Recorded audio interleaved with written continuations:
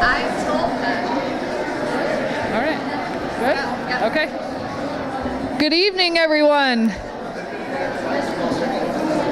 Everybody is so excited to be here. You know how when somebody gets up to speak, you're like, man, I was in a really good conversation. You're now interrupting. So thank you all for being here tonight. I have to start by saying my name because whenever I get up to speak, I always forget to introduce myself. So welcome, everyone. My name is Abby Yellman. I am been kind of mingling around and viewing all the newly opened Big Read exhibition in the Mountain Gallery. So I just want to start by saying welcome to all of you. The Kansas City Public Library's Big Read is a citywide reading and public engagement initiative. This year's Big Read is an invitation to imagine a radically inclusive world accessible for everybody. Our featured title is Sitting Pretty, The View from My Ordinary, Resilient, Disabled Body by Kansas City author, educator, and accessibility advocate Rebekah Taussig. So yep, give it up. Kansas City, born and raised, I love it. She's just a joy. I got to meet her a few months ago and just have a conversation, and she's an absolute joy to just get to know and speak to. So first I want to mention too, the library gives away 700 copies through featured presentations, book groups, and different library locations. We have 9 other library locations that you all can visit. We also have an original art exhibit featuring multimodal, silly, and they give me hard words. Satirical works from disabled artist Johnny B. Open tonight in the Central's Mountain Gallery and runs through June 28th. So if you haven't seen the exhibit, please take a moment to walk up there in our Mountain Gallery and see that. The Big Read, just like any great things that we do in this life, you can't do it alone. So the Big Read 2025 is supported in part by the National Endowment for the Arts, Big Read, in partnership with Arts Midwest, the City of Kansas City, Missouri Neighborhood Tourist Development Fund, the Estrella S. and Robert A. Long Ellis Foundation, and the Health Forward Foundation. So let's give our partners a round of applause.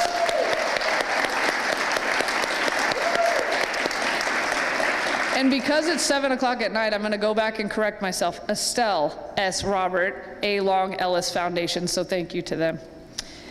So, Rebekah Taussig, let's talk about her for a minute. She is a Kansas City writer, educator, disability advocate, as we mentioned. She holds a PhD in English, focused on creative nonfiction and disability studies.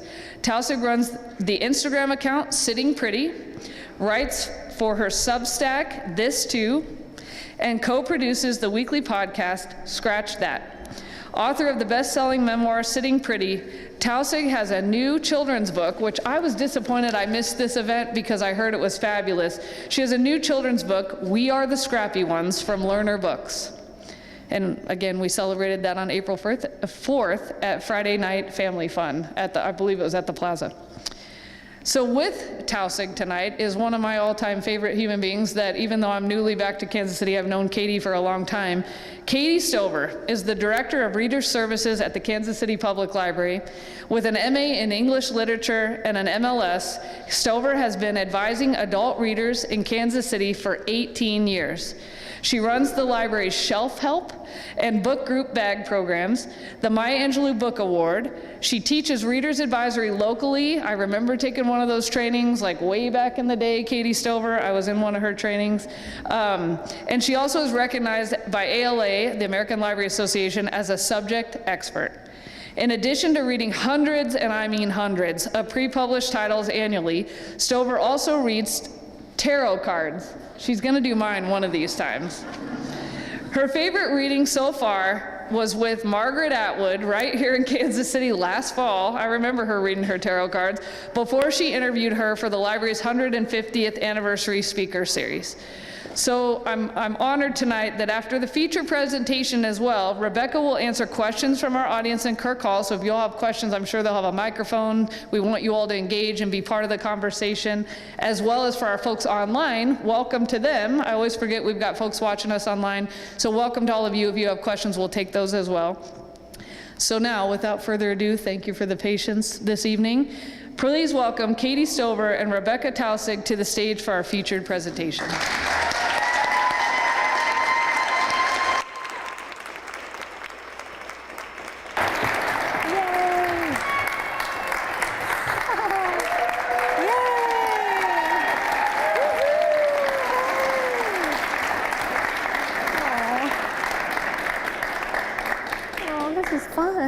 Yeah, it is.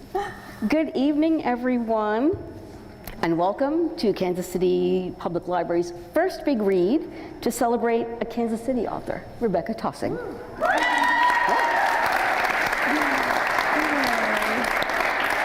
And this big read is truly about where we live, because we're all sitting pretty in Kansas City. Katie. That one's for Lindsay. So I'm going to get started by asking Rebekah, this may have been your first book, but I understand this is not your first piece of writing. So tell us when you discovered writing as a creative outlet. Yay, thank you. Before I do, I just want to say thank you for being here. You guys look beautiful. I know there's a lot of things to do on any given evening, and so it just means a lot to see all your faces gathered here. I feel a little emotional, Kansas City. But yes, okay, Katie, thank you for your question about writing.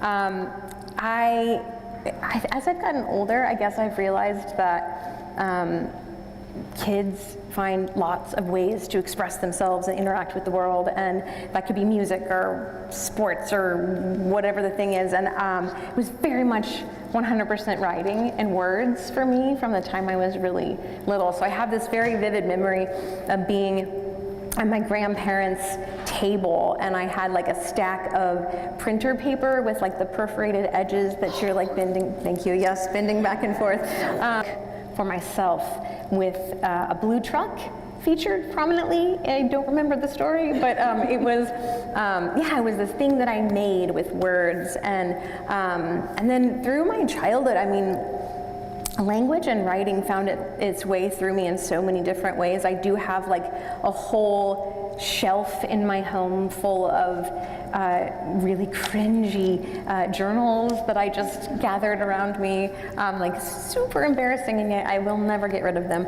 And I was writing, I had a fat notebook full of really earnest, drenched in earnesty poems that I would write about spider webs with dew on them and that kind of thing.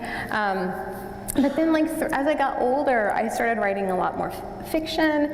I would, again, a theme of earnest angst is probably prominent in all of those stories. My undergrad is actually in creative writing, and so I wrote a lot of fiction during that time, and transitioned into writing more academic, scholarly, literary analysis papers. My master's thesis was on Moby Dick, because no one had ever done that before, so I was gonna I haven't read it. kill that one. Song lyrics and poems and stories, and journal entries kind of running through me, kind of living inside of my brain and kind of pouring out of my hands, has been a big part of my life for a long time. Sitting Pretty was a different kind of writing for me than I had done previously. It was a pivot, a hard pivot. I think it worked out okay. But I think it was right to take that pivot, but it was new. It was a new kind of writing for me. And it's why a memoir if you'd been writing so much fiction and angsty poetry, which I'm sure you could have polished with a creative writing degree. Yeah, no. Why a memoir? Yeah, I was just having a conversation with a grad student recently about genre and how you know which genre to write in, and they had been writing a lot of fiction, and they were thinking I think actually what I need to do is actually say the thing I want to say. The fiction is sort of hiding the core of it, and I want to write the thing I need to actually say the thing I want to say. I think that can go in multiple directions, though. I think sometimes it's almost like you can get to the heart of the thing faster or at a sideways angle if you write it fictionally. So I think there's nothing about one genre over the other that is better for any particular purpose, I don't think. I mean, this is a tangent, and I will answer your question about the memoir, but after the book came out, it was actually optioned to be a TV show for a little minute. It did not become one, sorry. But there was a minute where we were kind of dancing around that idea, and we pitched it very close to what the book already was, and pitched it to everyone, and it was all a pass. And then we went through a version where we pitched it. We pitched Sitting Pretty, but it was a crime show.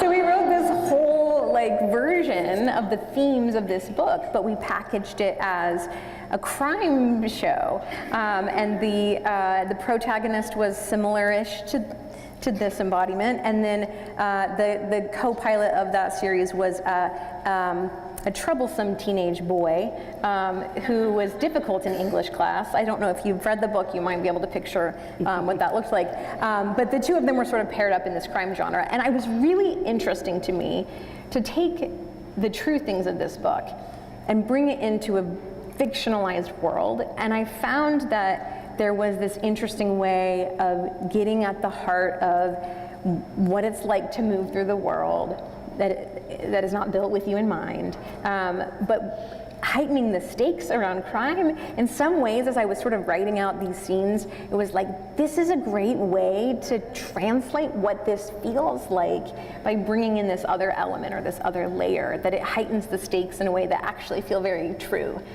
to my reality in some ways. So that was a very roundabout way of saying sometimes fiction is the thing. But for this book, it grew out of a particular moment in my life, which is that I have lived in this body. I've used a chair since I was about 6, but I did not have a lot of language or capacity to reflect on a lot of those experiences until I was in my late 20s. And so in my late 20s, if you've read the book, I found disability studies. I found this academic lens to understand a lot of these important parts of my life through, and it just exploded in my mind. There were so many things I was rethinking and kind of processing and re-remembering, and so there was an urgency around telling those specific stories, and it was the first time I had done it. One of the things that I didn't mention about all of the fiction I was writing before is that a lot of the themes I was exploring had to do with feeling like an outsider, not belonging, feeling just outside of the world. And I think what I was really trying to get at in that writing was this. But I was not ready for it. I hadn't gotten there yet. And so when the stars aligned, there was a piece that got unlocked, and those were the stories that came out of that. So maybe fiction next, I don't know. But for this moment, that was the book that needed to be written, I think. Who wants to read the fiction book about the crime? Yeah. Okay, all right, we pulled the audience, all right. Okay, so all right. we need those Okay, stories. I'll go That home sounds tonight. Great. I was talking to Wes upstairs about fiction, and what we were talking about was how, something that you mentioned about fiction, which is fiction is a way to get inside someone else's experience and really feel it and put it on and feel it from the inside out. Mm-hmm. And sometimes I feel when I'm reading memoirs that I'm reading someone else's story, but I'm not a part of it. Mm. And then what I like with fiction is I resonate with the character because I can imagine myself as that character. Mm. And that is one of the beauties of fiction, I find, that you can feel what another person is feeling.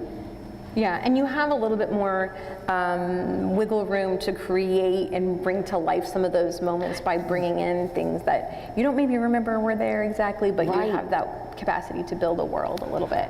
Yeah, that makes sense. So and then I feel with memoir that I'm walking with someone through these stories. But you're not in the experience. Right, I'm not in it. Well, and I wonder how much of that is as a reader, when it's fictionalized, maybe we have a little bit more permission to feel like I can imagine myself as this person, but when it's a real person, it's somehow maybe I shouldn't, because this is actually a person alive in the world, or was once alive in the world. I don't know. I mean, because this is maybe getting really nitty-gritty. We don't have to stay on this for so long. I'm very interested in this though, because the line between fiction and nonfiction is blurry, and there is a lot of a continuum in terms of like how much a writer will lean into fictionalizing something or adding something that wasn't necessarily there, and depending on how they disclose that can really get somebody in trouble later.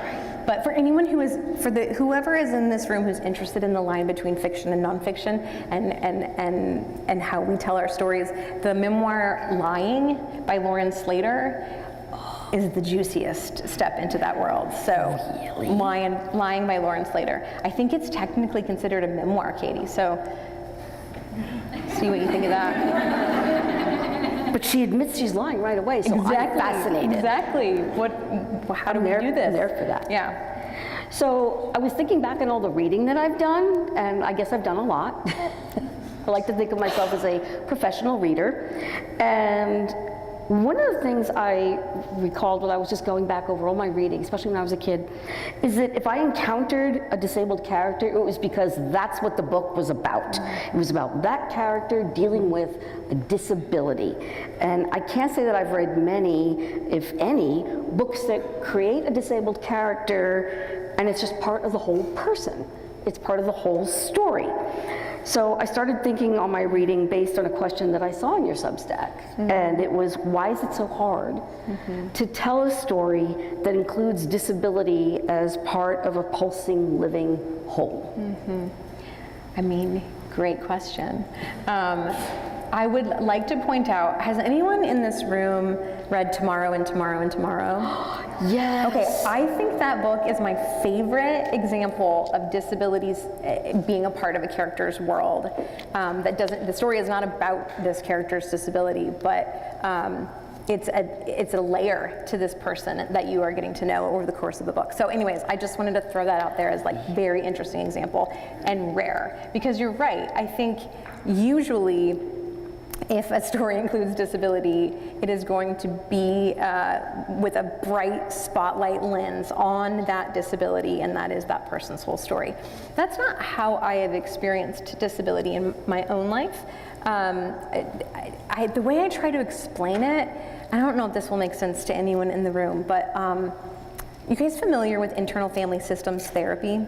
Okay, so if I see lots of nodding, yay. So for anyone who isn't, it's like this way of thinking about the whole self as a collection of parts. And there's a lot of parts in us, and some of them are younger parts, and some of them have different responsibilities.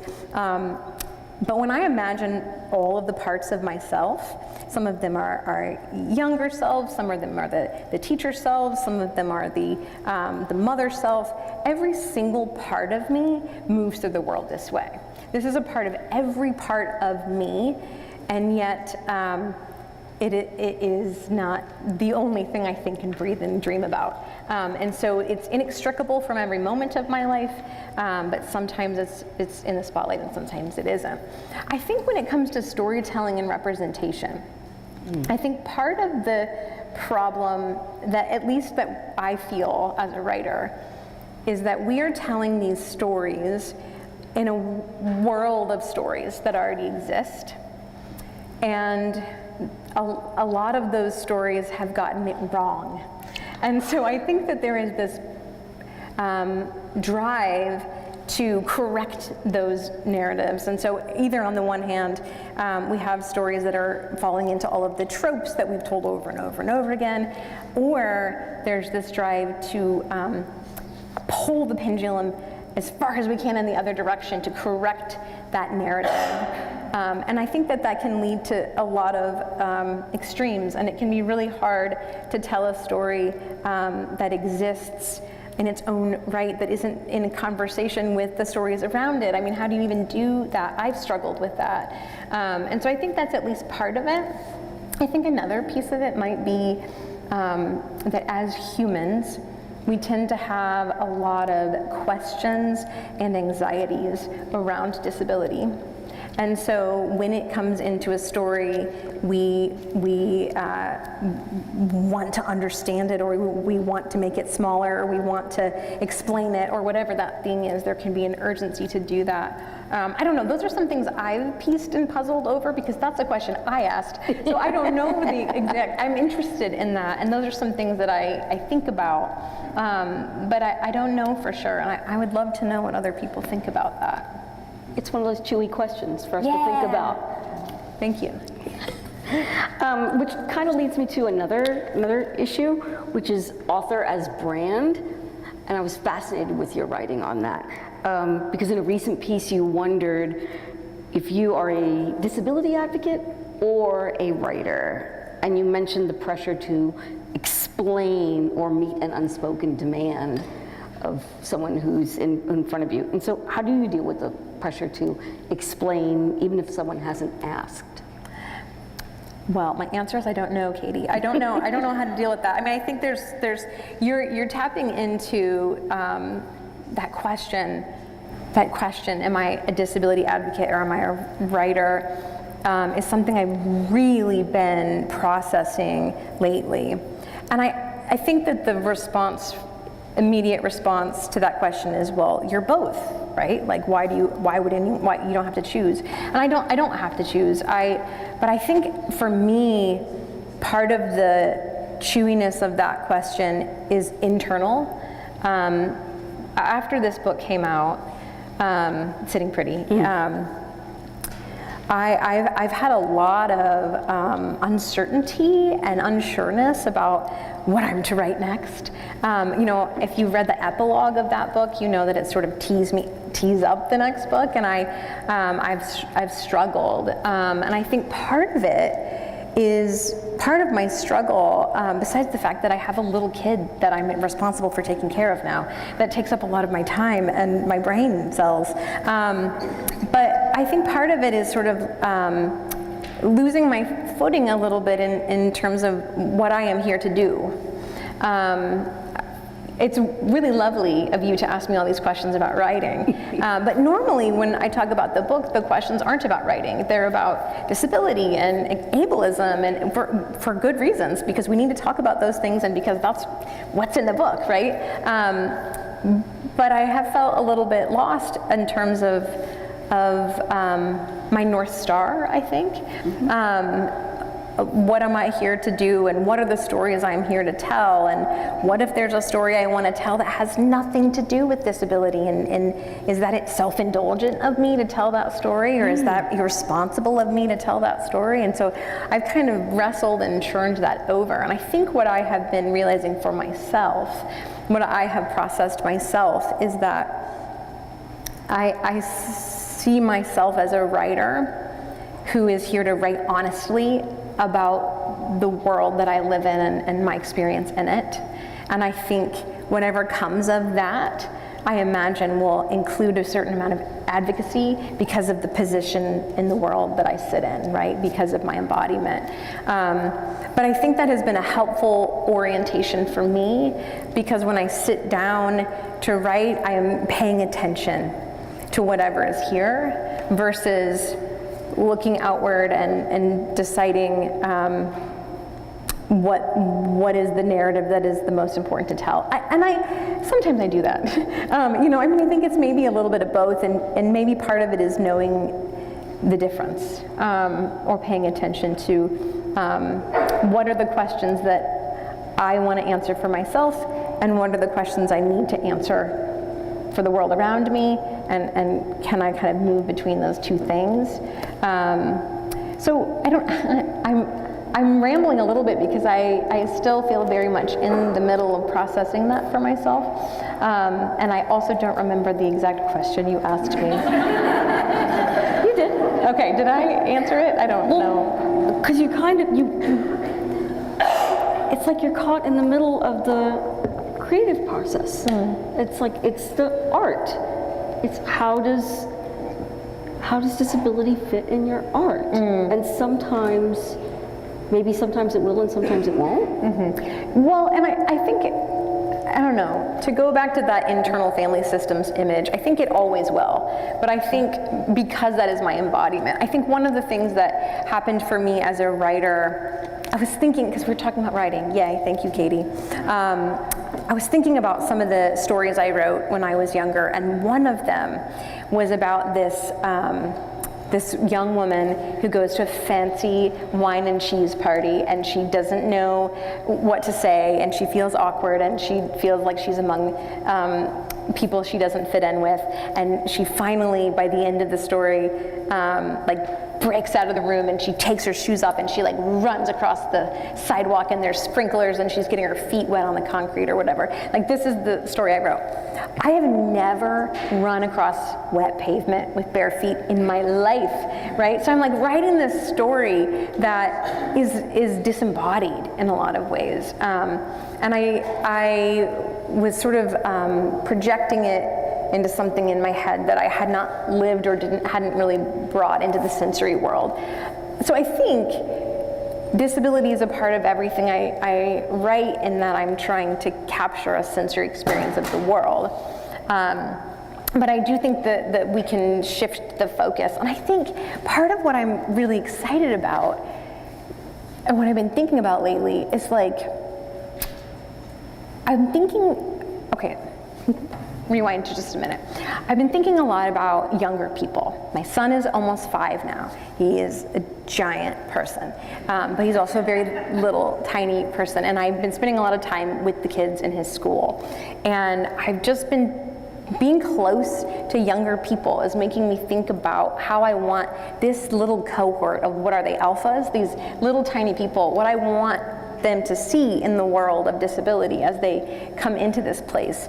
And I think what I want them to see are stories or disabled people in the world embodying all their parts of themselves, right? That like, I don't want them looking out and seeing, like, if you have a disability, especially if you have a visible disability, the only thing you really have a model for is people talking only about disability all the time, right? Like, I'm excited about embodying disability and expressing an entire human life through that form, and letting the little alphas see that, right? And have a big, bright, expansive picture of all the life that you can live in this kind of body. And sometimes that's talking about, like, let's make air travel more accessible for people who use wheelchairs. And sometimes it's like, oh, did you see those tulips? And like, can we bask in the wonder of nature? Like, I think that can be a lot of things. And I guess what I'm doing is playing with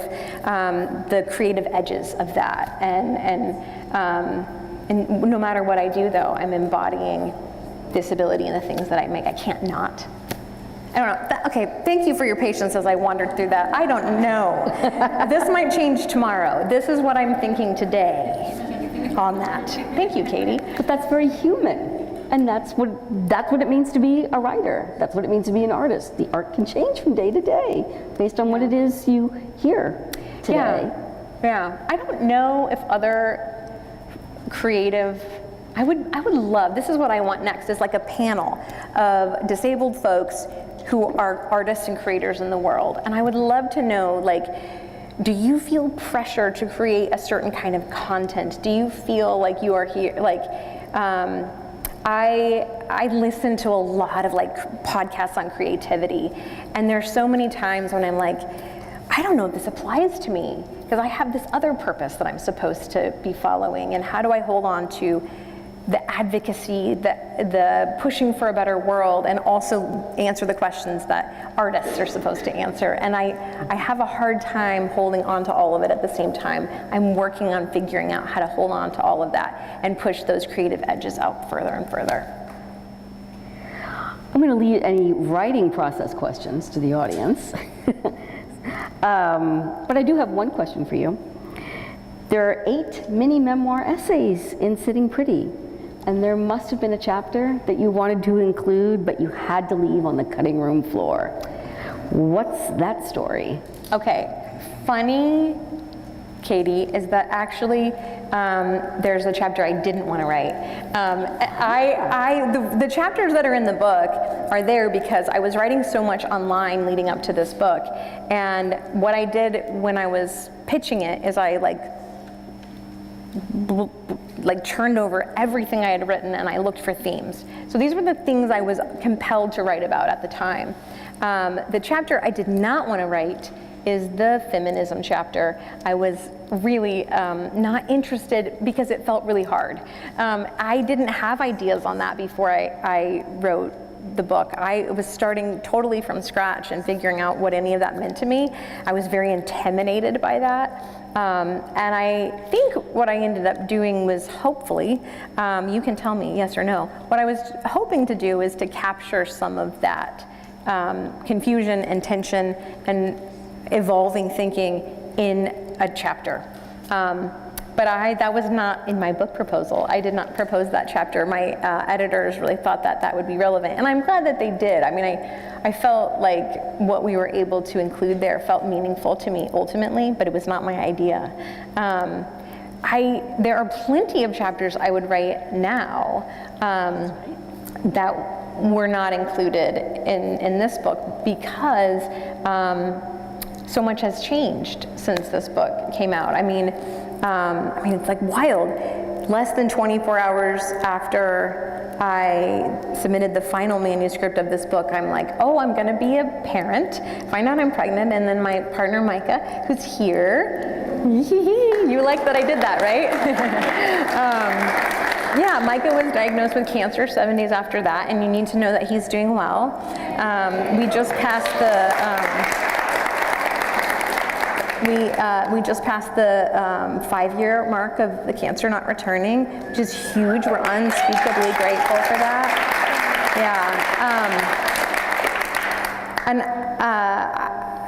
And then, so that was like fall of 2019, and then of course we know early 2020, then the whole world changed in a lot of ways, and so much has changed, and I could have a whole 8 chapters just on parenthood. That has been a massive shift for me in every possible direction. But also like evolving in a relationship, like when Mike and when I wrote this book and when we were dating and in the early years of our marriage, we were more of that, like, I don't know, some people call it like interabled relationship of like the traditionally the person that's non-disabled or perceived as non-disabled and the disabled partner relationship where disability kind of expands or moves through that relationship differently is something I would write about now. And I think social media, it's so funny for me that this book starts with like this reverie for social media, and now I'm like, I don't know, maybe I would revise that a tad. Like there's a lot that has changed. I guess what I'm telling you is that there are other chapters to be written, but the only chapter that I would wiggle around is I didn't choose that what is it called? Feminist pool party. I did not choose that chapter to start with, but. And you wrote on your Substack, where you can read more about parenting if you're interested in that, is that you're still revising the stories of your body that you learned when you were younger. That made me stop and think, because I feel like we're all constantly revising the story of who we are, or the story we were told when we were younger, and that's the story you grow up with, and then maybe you revise it because it fits better with who you grow into, and maybe you don't because you don't know how to revise it. Yeah. But how are you revising the stories that you heard about your body? I don't know if it's just my brain. I feel like I'm like in constant revision mode. I don't know how I ever sent that book off. Like I'm never done revising. One I've been thinking about a lot lately. So for me, growing up as like this little sick kid, going through cancer treatments through the earliest memories of my life, I developed a narrative that nobody wants to hear your pain, and the bravest thing to do is to not cry, not express pain. And that is deep in me. And I don't know, however a child develops a narrative, I think there's a lot of forces that shape that. But that was something that I really have carried with me. And then the pendulum swings, and I start to recognize that as a narrative, and I say like, no, it's important to acknowledge pain and suffering, and if you want to cry, cry, and really leaning into that really hard. And I still believe that. But there's something really interesting about being a parent and trying to instill values in this younger person, and I have really raised my kid to express pain, and he really does. He does not hold back. I'm looking at his grandmothers. He does not hold back his expressions of pain, and it's beautiful. It's wonderful. It's something I value in him. Like he will let you know that he is injured or frustrated or tired or whatever the thing is. And so what I've been moving back and forth internally for myself, as I'm trying to be the captain of the ship as this parent, is like figuring out how to express pain, acknowledge when something hurts, when something is hard, and also have the scrappiness that I developed so strongly as a child, which is like we will do anything and everything, and we will push through. And how do you hold on to both of those things? And so I think as I'm revising, if my early script that I wrote for myself was no one wants to hear your pain. Sorry, froggy throat. Nobody wants to hear your pain, and being brave means not acknowledging it. And then I taught my son, like, the sounds of pain are just as important as the sounds of joy, right? Like this narrative. And how do we hold on to both of those at the same time, where we are able to acknowledge that something is hard, that we're in pain, and cry, and eventually keep moving? And how do you do both of those things? And so I'm just sort of puzzling that out for myself. The other night, he has beautiful long hair, and we have to brush it. And he loves the long hair. He does not like the brushing. And so I'm trying to gently brush this beautiful long hair, and he's letting me know that it hurts. And eventually, and he's crying, and I'm like, I know it hurts. And I'm like, comforting and soothing. And eventually I was like, but we still have to get your pajamas on. And so eventually I was like, I know it hurts. Are you ready to put your pajamas on? And I just sort of like put my arms out and pulled them up. And it was almost like he just needed that, like it was almost like he needed someone to hear his pain, and also just like, and also we're going to get your pajamas on, And so I'm working that out. I don't know. This is a big internal thing for me. Nobody ever said the words to me, we don't want to hear your pain. This is how I was puzzling through how to be here and be a child going through cancer treatments.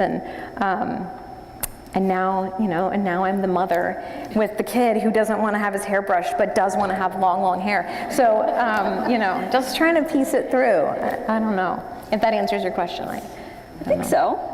I mean, the more you talk, the more I have to go home and think about. I mean, I get all these chewy responses from you. Oh, yes. To these chewy questions. Nothing else. We can just remember the 5-year-old with the beautiful long hair who's trying to figure out how to get his pajamas on and let me know it hurts. So. I'm captivated by I'm in a little bit of pain. I just need you to know, but I am going to be okay, and we're going to keep moving on. The both and of it. And maybe part of getting to a both and is letting the pendulum swing really hard and spending, a decade, if you're me, just really voicing all the things that are hard and painful, and maybe learning how to hold on to both is just a slow evolution for anybody. I don't know.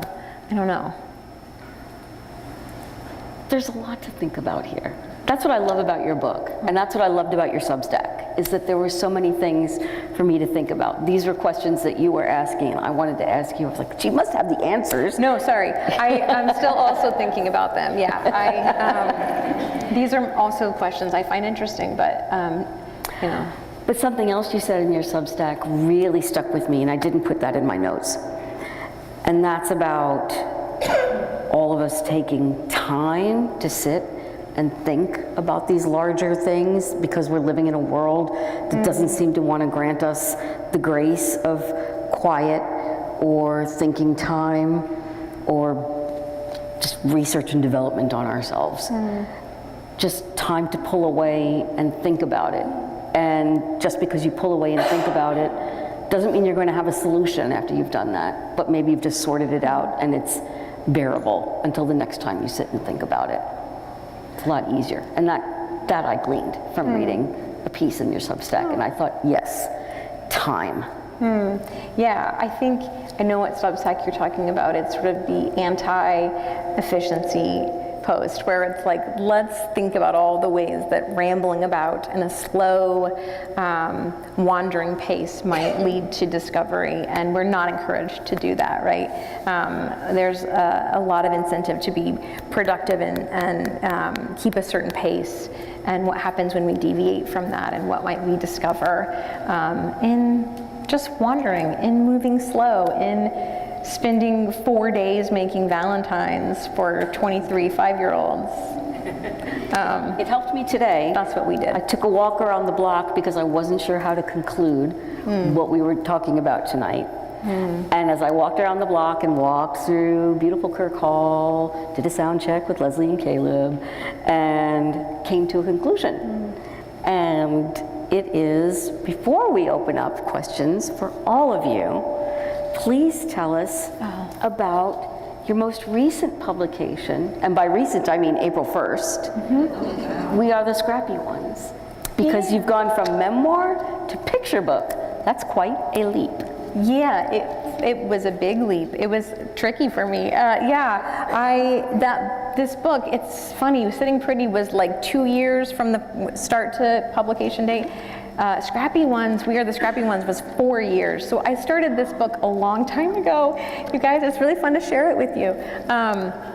It started as a poem that I wrote. I hung out with a group of teenagers with disabilities a few summers ago, and they were super rad and hilarious people.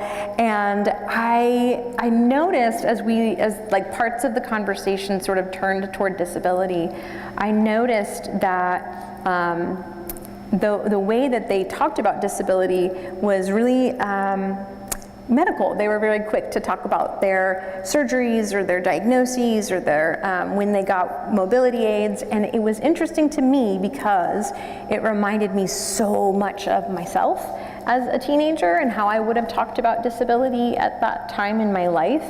And so and it was after being, like, when I was much older that I started to discover things like disability identity and culture and history, and I knew how meaningful that had been to me. And I also know that disability is often something that a person experiences that they don't necessarily share with their family members. So a lot of times, if we think about a typical experience, I guess, often, especially children with disabilities, grow up in families who don't share that disability, and kind of the only checkpoint for understanding their disability is often in a hospital or a doctor's office. And so we often come to understand our stories through the medical language and medical arcs, right, of like diagnosis, treatment, fixed or unfixed. You know, like this is often a way that we come to understand ourselves. And so I just felt this bubbling up of a poem in me that wanted to be an invitation of belonging to them, of sort of this anthem of belonging to a larger group of scrappiness, to a larger scrappy history. And so wrote the poem. And an editor said this would make a good children's book. That's not what I was thinking of for it. Little did I know it would need some intense revision to be written for a younger audience, which is something I'd never done. And so I think that there must have been 50 drafts of these 300 words, trying to bring, I mean, if you've read my book, I'm abstract, I am up here, and so we tried to bring all of those images and ideas down to their smallest components. And brought on an illustrator who also grew up with disability. She had chronic illness through childhood, and kind of brought some of that scrappy energy into the illustrations. We had multiple readers with different kinds of disabilities that looked at the writing and the illustrations and gave feedback throughout. We really wanted this to represent a whole host of embodiments and different experiences of disability, and wanted to be responsible with that. And so it meant a lot to have all of those readers kind of looking at this with us, to make sure that we were doing that. So yeah, it came out on April 1st. Yeah, it's a little baby book in the world, but it feels special to get to share it finally. So now, if you have any questions for Rebekah, I'm not certain where the microphones are. Right here, and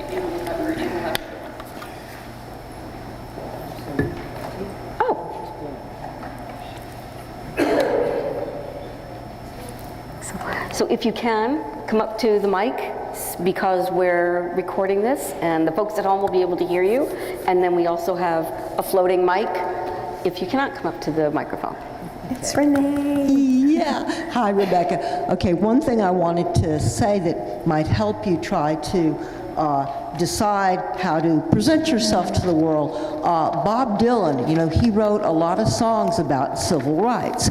And so because he did that, people wanted him to focus on that. They wanted him to go to rallies. They wanted him to be like a leader in that. And he absolutely refused. That was a part of what he had to offer, but he felt that his other work, I guess, was just as valuable, and so he did not do what people wanted him to do on that, and he had a lot of pressure, but he decided, I guess, that the best way for him to be a civil rights advocate was to do everything just like you're talking about. Oh. Okay, so that's one thing, and then really quick, the other thing I wanted to mention is that I've read some other books about people with disabilities, but they're usually celebrities like Michael J. Fox. And the other one that I read was the guy that played, on Laverne and Shirley, Iggy. What is his name? Laverne and Shirley. Okay, I can't remember the guy's name. It doesn't matter. I'm dating myself. But anyway, the point is that, he talked a lot about trying to work in Hollywood where they did not want to invest money with you if you had a disability. And so he tried to, control it and not seem like he had one. And times that he wasn't able to do that, he hoped that they thought that he was on drugs or that he was drunk or something, because he knew his career would be over if they knew that he had, a major situation like that. And so I think that, a lot of times we don't know what anybody else is going through. And so I feel that we appreciate you sharing, your view of the world with us. Oh, Thank you, Renee. Thank you, Renee. Yeah, there's a lot to think about. Yeah, thank you for being You have a here. question too? Yeah, I'm Becky Poindexter. I just wanted to comment when you were talking about books that either focus primarily on somebody's disability and it's kind of out of focus. Right away when you said that, it occurred to me I grew up reading the Little House books by Laura Ingram Wilder, and she talked about her blind sister, and yet that wasn't really out of focus. It was just like every day, and they would bring it up casually, but it wasn't like, and it was so real. I remember, just as a young girl reading those and thinking how neat, her sister is a normal part of the family and they don't focus on it, and it's always there, but it was very normal for her growing up, and since it's a true book based on her own experience, she was able to deal with it very naturally. So anyway, just to give you, in case you ever need that balance, just think about the way maybe she handled it. I had forgotten that. I read those books when I was little too. Her sister was It was her older sister. She had scarlet fever, I think, so she was a like very the young author girl. too. Well, Laura, yeah, I don't know how she died. I think she died prematurely, also had something, but her sister, as a young girl, she had been able to see, and then she had scarlet fever or something, and she became blind. Yeah, So, I remembered that from the books. I didn't know for sure if that was based on real life experience or not. It was, but if it was, it would make sense that she would be able to represent that in sort of this. treat it very normally. Yeah, like woven into the fabric of a family. That's interesting. Yeah, thank you for that. Thanks, Rebecca. Hi, my name's Becky also. The Beckys are here tonight. I raised a high-functioning autistic son, so I have a lot of experience from a parent point of view, and I know a lot of people have been in that position. And as much as you really strongly want things for your child, it just doesn't always happen, and you are constantly processing and trying to figure it all out. He now works at Home Depot, and he drives, kind of, and has a little apartment near the plaza, and I'm just so proud of him. Yeah. And so you're always kind of redefining your life and what success is. Yeah. Because I'm from a really uptight German family, and you had to have a lot of education or else. Okay, so anyway, after that diatribe, I also wanted to mention I'm a part of the League of Women Voters.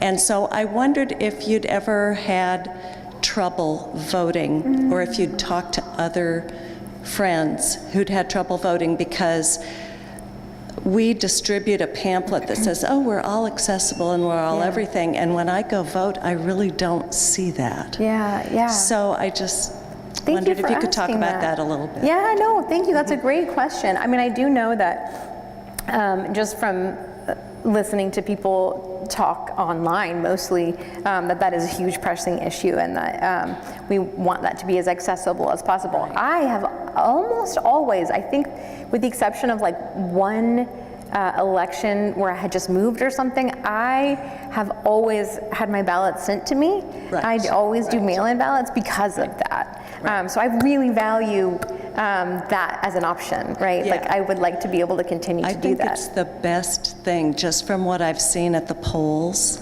and things, because sometimes you have to wait for an interpreter to get there. Yeah. Or a reader Yeah. or something, and so it can take forever. Yes, yeah. So- I think for all different kinds of disabilities Right. in different ways, yeah. Yeah, there's a thing called the permanent disabled list that you can get on, and you're automatically get a mail-in ballot for every election. Just if anybody needs to know. That's the case for Missouri and Kansas? It is the case for Missouri. Every state makes voting laws, and Okay. so I don't really know what Kansas does. I think it's also the case for Kansas. I hope so. Yeah. I would give it a thumbs up. It's not? Oh, You have to do it every single time. is that right? Good Okay. gravy. Isn't that terrible? Well, it's not very nice. Yeah, thanks for the question.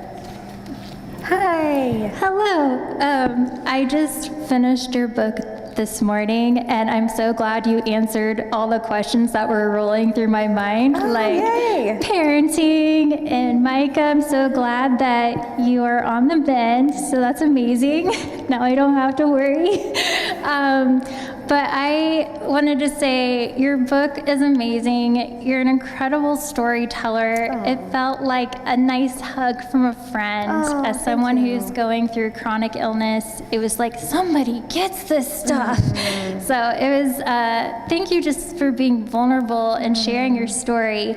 As somebody who's thinking of writing memoir, is there anything that came up for you while you were writing this book that you thought, I wish I knew this from the beginning, or I wish I knew this sooner? Ooh, that's such a good question. I feel like there's so many things.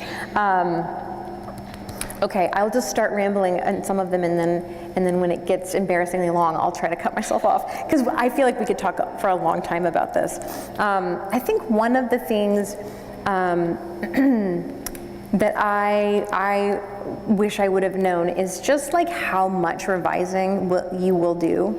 I think when you sit down to a blank document, and this is, I mean, I think this is true for any medium. It's not just memoir, but definitely in my experience, memoir. You sit down to a blank document and you're like nitpicking every sentence and like, I have to get this right because this is for a book. But releasing some of that pressure for your first draft or second draft and just like getting it out, almost like wanting to get the hunk of clay on the table so that you can start the molding, right? And at first it feels like, this paragraph isn't right and I need to, I can do that forever. And so I think that that's part of it. I think for memoir in particular, and maybe this is also true for fiction and poetry, but feel it very much as someone who writes personal nonfiction, is taking time to take note of the world around you and the moments in your life regularly. I always think I will remember something, but having some kind of practice, even if it's just like, feels like not an important moment, but just a sensory detail of something to capture the texture of your unique day-to-day life, I think it's really valuable. And there's a lot I even have to say just about that practice, because sometimes I set the bar for myself a little too high. So I have a lot of journals where I'll try to write down like 10 images. I call them images, but they're really like sensory memories.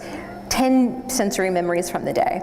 And it could be a snippet of like dialogue that stood out to me. It could be the sensation of like something across my hand. It could be like tension in my stomach as somebody tells me that they don't have hand controls on the rental car, whatever it is, Sometimes that's too much. And so having a high bar can make that feel like inaccessible. So I also have these giant calendars on my wall, and every day is like a square inch. And I cannot write more than what will fit in that square inch.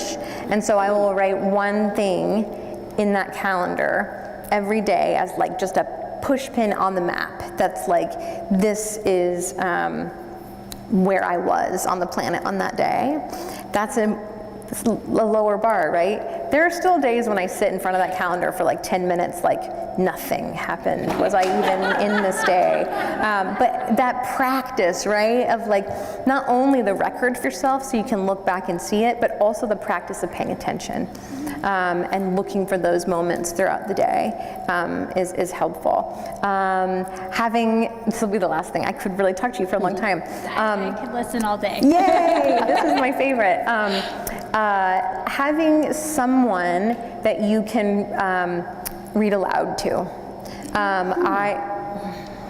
That one for me. I have read, I think part of that is like hearing the words in a different way, not only because you're reading them out loud, because you're kind of hearing them from the perspective of someone hearing them for the first time.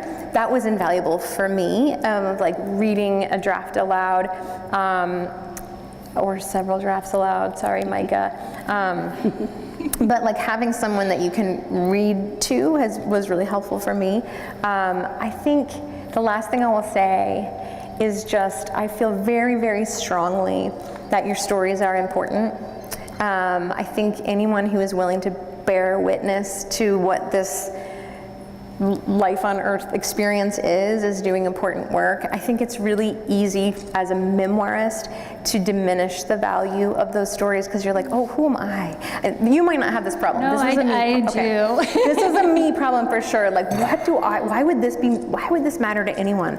This is my own little life. This is only me. Am I being self-indulgent telling a story about me? Like those feelings. I think what I have experienced since this book came out is the meaningfulness of telling our stories, true stories, lived stories as they are, and bearing witness to them and saying those things out loud. We need that. I think that is powerful and important, and I don't want you to ever diminish the value of that in the world, and we'll probably have to talk more.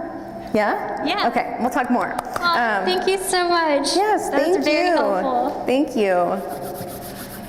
Hi, I am so looking forward to reading your book, but I remember you from when you were an undergraduate and you were an intern with New Letters magazine. I knew your face looked familiar to me. Yes. Oh my gosh, yes. You know, we were all so impressed with how gracious you were with that, you know, very old mansion where the New Letters and Bookmark Press and New Letters on the Air were all housed at one time. I'm having and flashbacks. I know, but you know, we were just very impressed with you. And there's a lot of admiration for you as a young student. But I'm wondering now, in retrospect, did that internship shape you in any way as a beginning writer? Yes. And the broader end to that question is, how important do you think it is to young writers today to have small literary magazines and presses to use, or is it all Substacks and Instagram now? You know? No, so I'm it's not. curious about your viewpoint, because Yes. I know you work with lots of other writers, so. Okay. My whole, I feel like a whole corner of my brain just like opened up and I'm remembering so many things from that time. What was the name of the head guy? Bob Stewart. I thought it was a Bob. Yes, Bob Stewart. Okay, so the first thing that came to my mind when you said, did that internship shape you as a writer, is I had an image of, I think I would write like these teeny tiny paragraphs for him, and there was a red pen, and there was a lot of red marks on that paper, but I think what he showed me, and he had me read like Strunk and White, like all of these, was just showing me the precision of a sentence and all of the extra that we kind of throw in naturally, and he was sort of just like tearing those sentences into their bare bones parts and showing me just how to write, almost like I'd been seeing through dirty windows, and he was like, I'm gonna get out the Windex and you will see the whole world through the clarity of my lens. Yeah, he really helped that part of my writing. But I think part of that internship, as I remember it, was I was reading, and I don't remember why I would have been doing this, but I was reading a lot of the old collection of New Letters that had been gathered over the years. I don't know why that would have been part of my job, but I think I did that. Yeah. I have a memory of a room, and it was me and just those copies.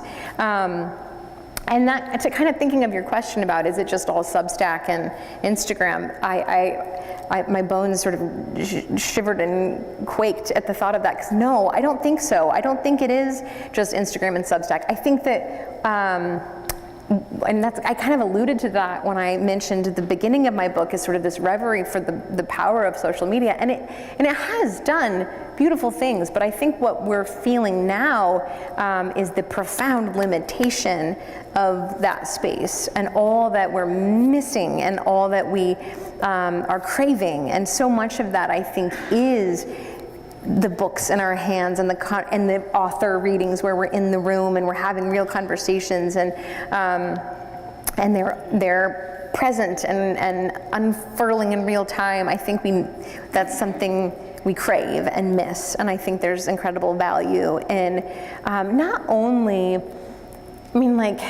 gathering our stories together in these physical objects. I think being able to open that book and see your own writing in a collection of voices is powerful.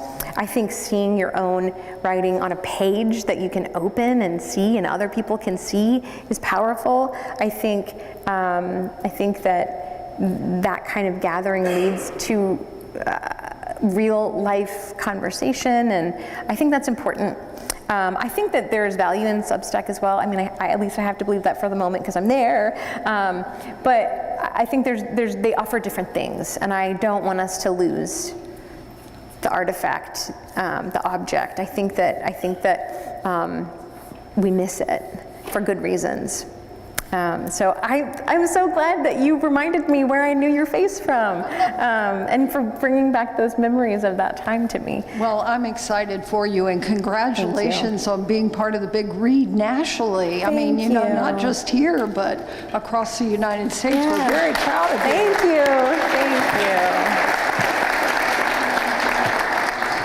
you. I just want to share with you that in our book club, we read this book, Oh, amazing. the Yay. whole thing. But we admire you, how you value education. And you're so resilient and resourceful. And we have our fearless leader here, Jeannie.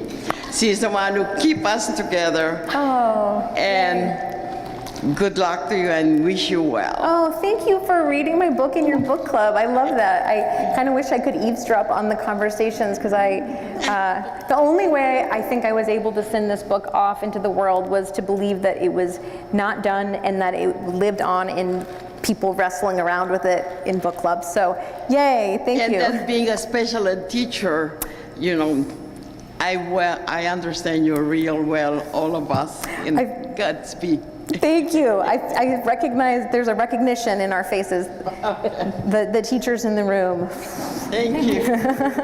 Yes. This is our last question, and then you will sign.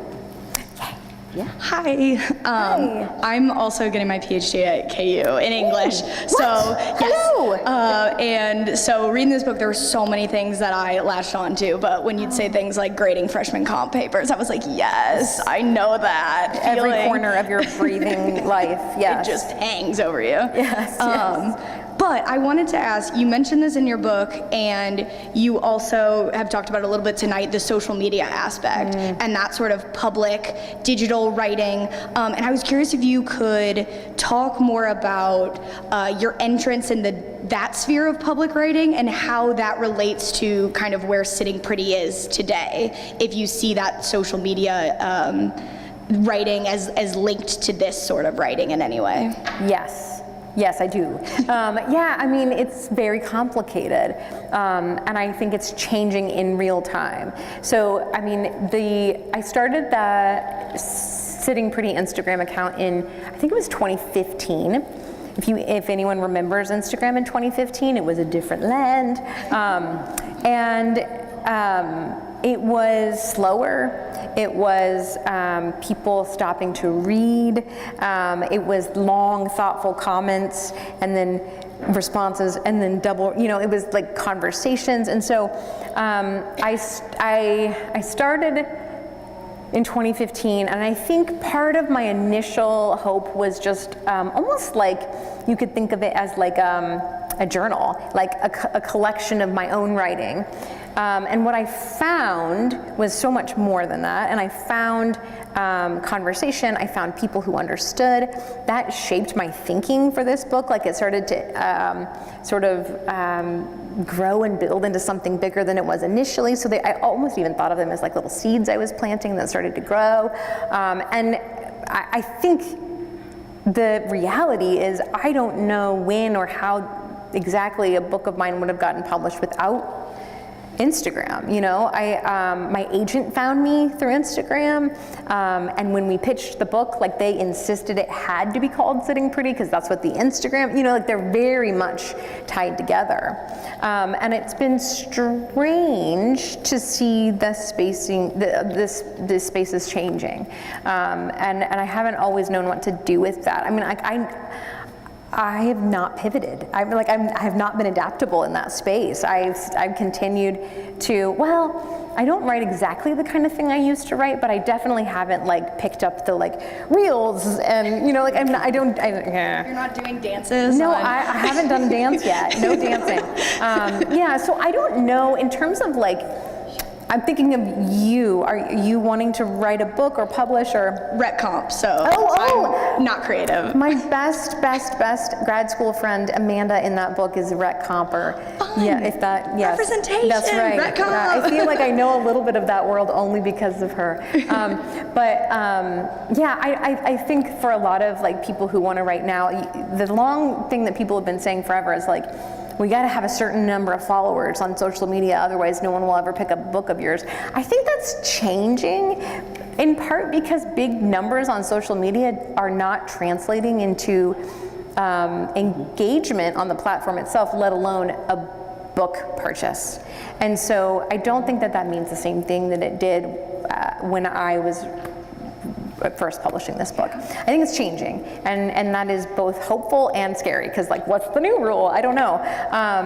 But yes, the mediums definitely been, we're definitely, the book and the Instagram account were definitely very much tied up with each other.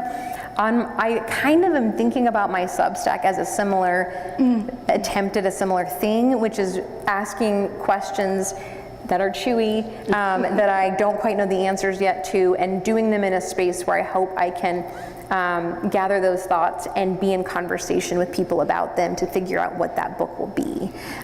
So that's, I don't know, that's the game plan. I don't know if it will work out that way. Let's talk soon. But yes, yay. I feel like I want to ask you more about what's going on over at KU now. Yeah. Laura just mentioned you the other day on a panel. Not about anything, but we were talking about comp exams, so it wasn't. Oh, okay.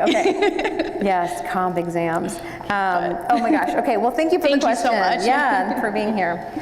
Rebekah, thank you so much for being here. Oh, we have one more over here. Yes, Wes. We gotta hear. I'm coming. Here it's coming. Thank you. Appreciate the talk, appreciate everything, the transparency that you provided. And you kind of answered my question with this last approach, but are you finding it, you mentioned it in your talk about how, you know, if individuals, you don't really hear about the disability outside of maybe the family or something like that. So a lot of books and literature isn't really based on disability. You find a lot that might be educational based, but not really lived experience based. And so then, of course, what you just shared is like your agent found you, because of course my thought was like, how did you find your agent for them to actually understand the perspective that you was trying to provide to the world? So is that still a space, honestly, even with this new children's book, did you kind of just work with the same entities that you went with the first group, or did you kind of seek something else to see if that was actually acceptable to other spaces? And my other question would be, because there's not a lot of literature from the lived experience, are you finding yourself being more of the voice for this experience? Yeah. Thanks, Wes. Okay, I almost feel embarrassed saying this, but I don't know why. This book, the Scrappy Ones book, also came to me because of Instagram. Like, who is this girl complaining about Instagram when like my life is made from this app? I posted the poem that I wrote on Instagram, and Learner, an editor at Learner, was the one who reached out and said, I think this could be a picture book. But that was also in 2021, I think. And I don't know now. I really feel like things, I'm not the only one, right? It's different out there. It's a different space. So I don't know about now. And then your other question, your second question was about, lived experience as opposed to education. Are you the voice of? Am I the voice of I think that's part of the tension, Wes, is like, I feel like I can be a voice for my experience. And I feel like this book has granted me the tremendous privilege of being able to be around a lot of stories of disability and hear so many more. I mean, one of the big things that has shifted for me since I wrote this book is spending a lot more time with people who have non-apparent disabilities and learning so much more about that world, which I kind of knew about intellectually, but just like listening to these stories. And there are ways that those stories overlap, and there's ways that they're very different. And so I feel like I can represent my own experience well.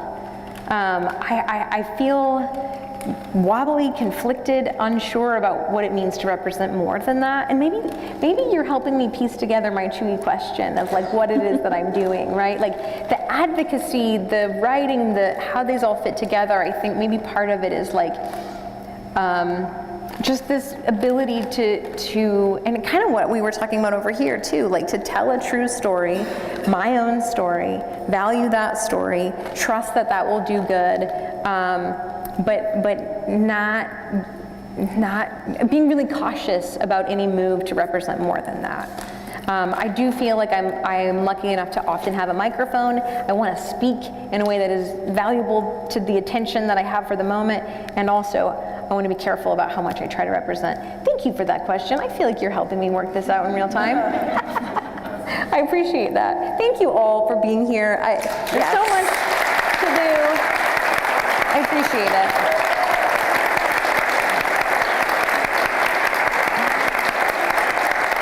Rebekah's going to be signing any of the copies of Sitting Pretty that you can still pick one up back in that part of the library. And we're going to take like 10 minutes to get ourselves together and get down there. So see you then. And if you didn't ask your questions tonight, I mean just now, feel free to ask them in the signing line. Yes, for sure.